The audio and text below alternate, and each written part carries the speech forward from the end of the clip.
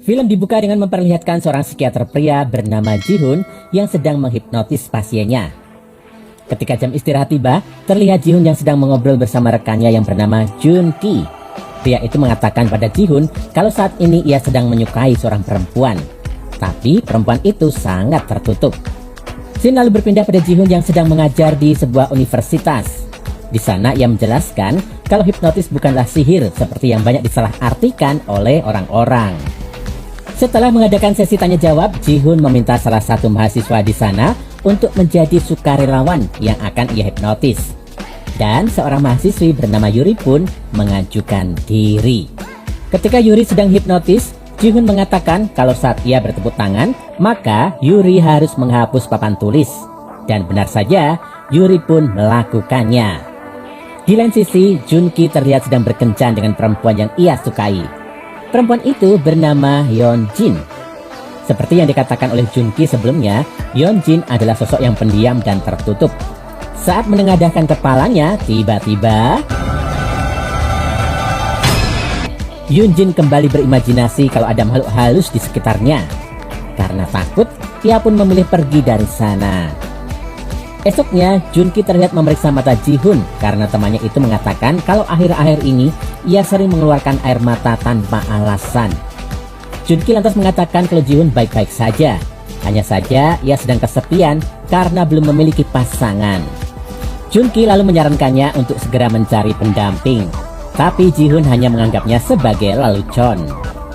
Sebelum Ji-hun pergi, Jun-ki mengatakan kalau pacarnya akan berkonsultasi dengannya hari ini. Scene lalu berpindah pada Yeon-jin yang sedang berkonsultasi dengan Ji-hun. Rupanya, Yeon-jin menderita kepribadian ganda. Ji-hun lalu menyampaikan hasil pemeriksaan itu pada Jun-ki. Ji-hun menjelaskan kalau Yeon-jin mempunyai dua sisi kepribadian, baik dan jahat. Selain itu, ia juga sering berhalusinasi, dan penyebabnya kemungkinan besar karena trauma masa lalu. Dalam kesehariannya, Yeon-jin suka sekali membuat boneka kayu. Tapi saat mengerjakan bonekanya, ia sering sekali merasa diawasi oleh makhluk halus. Esoknya Yeon-jin kembali berkonsultasi pada Ji-hun. Ia mengatakan kalau hidupnya seringkali nggak tenang karena kehadiran makhluk halus itu. Ji-hun kemudian menghipnotis Yeon-jin untuk memasuki alam bawah sadarnya. Dan ketika Ji-hun membalikkan badan, ia terkejut melihat mata Yeon-jin yang sudah berubah seperti orang kerasukan. Ji-hun berusaha mencari tahu makhluk apa yang ada di tubuh Yeon-jin. Tapi sosok makhluk itu malah menggodanya dengan menunjukkan paha mulus Yeon-jin. Ia juga mengajak Ji-hun untuk bercocok tanam dengannya. Sebelum Ji-hun semakin sakne, pria itu pun menyadarkan Yeon-jin dan memintanya untuk menemuinya di tempat yang lebih terang pada pertemuan selanjutnya. Esoknya, Ji-hun bertemu dengan Yeon-jin di sebuah taman. Di sana Ji-hun menghipnotis Yeon-jin dan memintanya menceritakan tentang masa lalunya. Rupanya, di masa lalu, Yeon-jin pernah mengalami kejadian kelam. Saat itu ia melihat tunangannya yang mati mengenaskan di lantai. Sayangnya ia nggak ingat siapa pelaku kejahatan itu. Gak lama setelahnya, sosok itu kembali menguasai tubuh Yeon-jin. Sosok itu pun membuat Yeon-jin mengatakan kalau tunangannya itu telah berselingkuh darinya. Ketika telah tersadar, Yeon-jin merasa kalau dirinya lah orang yang telah menghabisi tunangannya. Tapi Ji-hun memintanya untuk gak menyalahkan dirinya sendiri dulu sebelum ada bukti pasti. Pada pertemuan selanjutnya, Ji-hun kembali menghipnotis Yeon-jin karena ingin bertemu dengan sosok itu lagi. Tapi sosok itu malah menggoda Ji-hun dan memintanya mencicipi serabi lempitnya. Aduh, jangan-jangan si sosok ini dulunya penjual serabi lempit ya.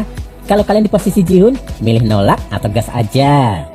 Saat tengah makan malam bersama, Ji-hun mengatakan pada Jun-ki kalau ia tertarik dengan pasiennya. Mendengar hal itu, Jun-ki pun turut senang. Bau-baunya kok bakal nikung ya. Pada pertemuan yang terakhir, Ji-hun yang ternyata jatuh hati pada Yeon-jin pun menghipnotisnya untuk kepentingan pribadi. Ia membuat Yeon-jin jatuh cinta padanya dan akan selalu menemuinya pada hari Minggu jam 3. Dan benar saja, saat Yeon-jin tengah membuat boneka, tiba-tiba ia mendatangi Ji-hun. Pria itu lantas mengajaknya ke rumahnya dan di sanalah ia menggenjotnya. Di lain sisi, si sad boy ini terlihat sabar menunggu kepulangan Yeon-jin. Dan ketika kekasihnya itu pulang, Jun-ki langsung memberikan jaket padanya. Terlihat kalau si sad boy ini benar-benar tulus mencintainya. Esoknya saat Yeonjin sedang memasak di rumah Junki, tiba-tiba ia pergi karena merasa harus menemui Jihun. Dan di sanalah ia kembali digenjot oleh si psikiater cabul itu. Sementara itu, si sad boy yang baru bangun tampak terkejut melihat kompor yang masih menyala tanpa ada siapapun di sana. Kembali lagi ke Jihun, ketika ia tengah berjalan-jalan, Yuri datang menghampirinya. Sambil berjalan-jalan, perempuan itu mengungkapkan perasaannya pada Jihun. Dari sanalah Jihun sadar kalau cinta nggak bisa dipaksakan. Jihun pun mengajak Yuri ke rumahnya untuk bercocok tanam dengannya. Aduh, si psikiater cabul ini menang banyak ya. Semua cewek diembat. Pada hari Minggu, Yeonjin kembali mendatangi Jihun.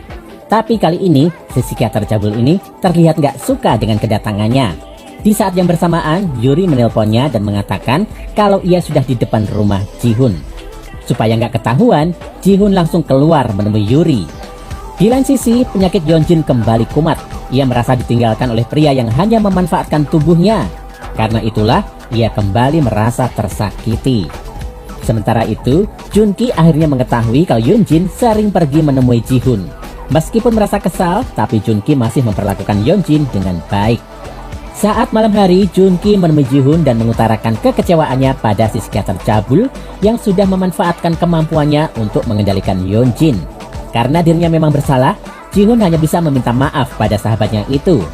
Sejak saat itu, hubungan keduanya pun menjadi renggang.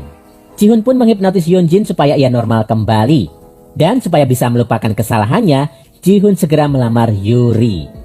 Di lain sisi, Junki juga memutuskan untuk melamar Yeonjin. Tapi di sana, Yeonjin seperti teringat pada masa lalunya dan mulai bertingkah aneh.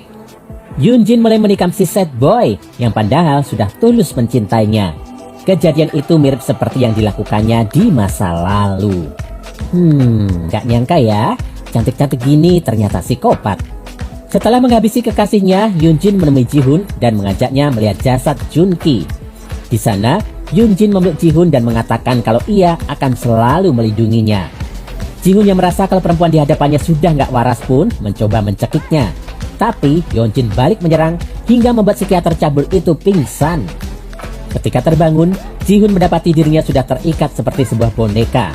Lalu psikopat itu datang dan memeluknya sambil mengatakan kalau ia akan terus melindunginya. Dan film pun berakhir.